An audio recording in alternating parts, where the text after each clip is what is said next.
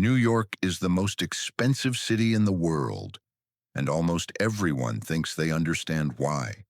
They see the skyscrapers rising like walls of glass and steel, the luxury stores glowing behind spotless windows, the hotels that feel more like monuments than places to sleep. They assume this city belongs to famous billionaires, tech founders, celebrities, people whose names appear in headlines and magazines. But that assumption is wrong, completely wrong, because in New York, the people who truly own the city are almost never visible. They do not give interviews. They do not post their lives online. They do not stand in front of cameras.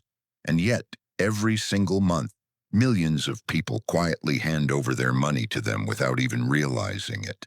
Rent, office leases, storefronts, parking garages, warehouses, storage units.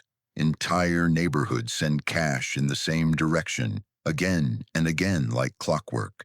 It flows through contracts, automatic payments, and systems designed to feel normal and unavoidable.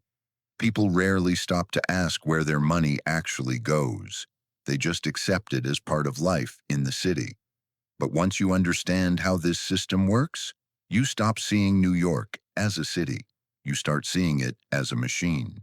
New York runs on pressure. People wake up early, rush down stairwells, squeeze into elevators, push through subway turnstiles, pack into trains where breathing feels optional. Everyone is chasing something: more money, stability, security, a better life, a fresh start. The city feels alive, but it also feels unforgiving, like it is constantly testing how much pressure you can handle before you break. And no matter how hard people work, no matter how long their days are, the end of the month always looks the same.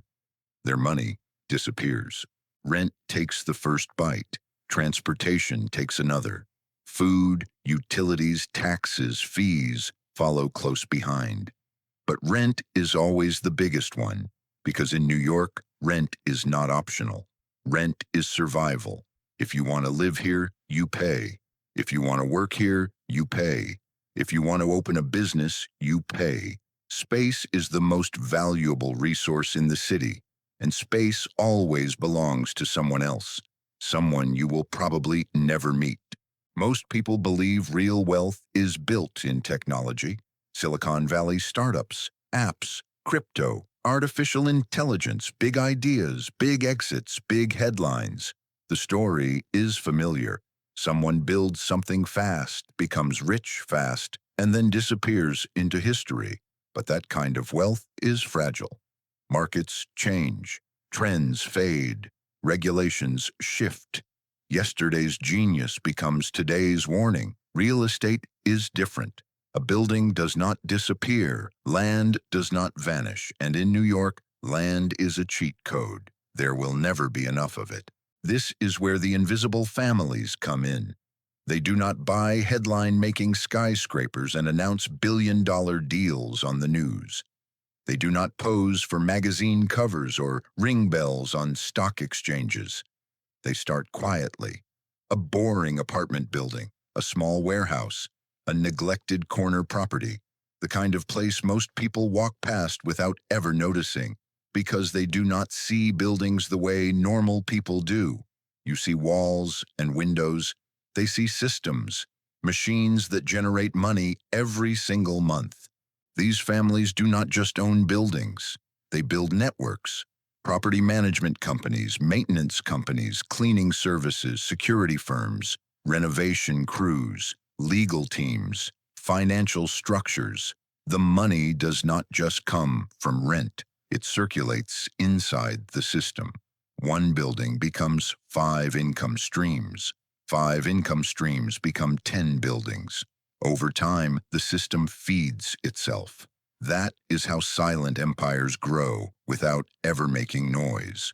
But no empire grows without risk. Real estate is built on debt, loans, banks, leverage. When times are good, everything looks easy. Prices rise, demand stays strong, cash flows in. But when crisis hits, everything changes. Financial crashes, interest rate spikes, economic shutdowns. Rent comes in late, businesses close, offices empty out, income drops, and suddenly the banks start calling. Over time, this creates a psychological trap. People stop asking who owns what. They stop questioning why prices rise year after year. They accept it as normal, as if this is simply how cities function. But it is not natural, it is engineered. When enough property is controlled by a small number of owners, the market stops being free. Prices stop reflecting value and start reflecting power. Understanding this does not mean you can change it overnight, but it does change how you see the world. You stop blaming yourself for pressures that are structural. You stop believing every success story you are sold, and you begin to recognize where real leverage actually lives.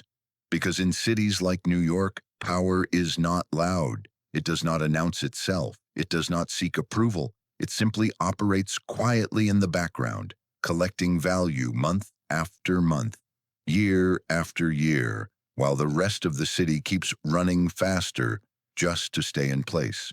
And that is why the most powerful people in New York are not the ones you see. They are the ones you cannot find.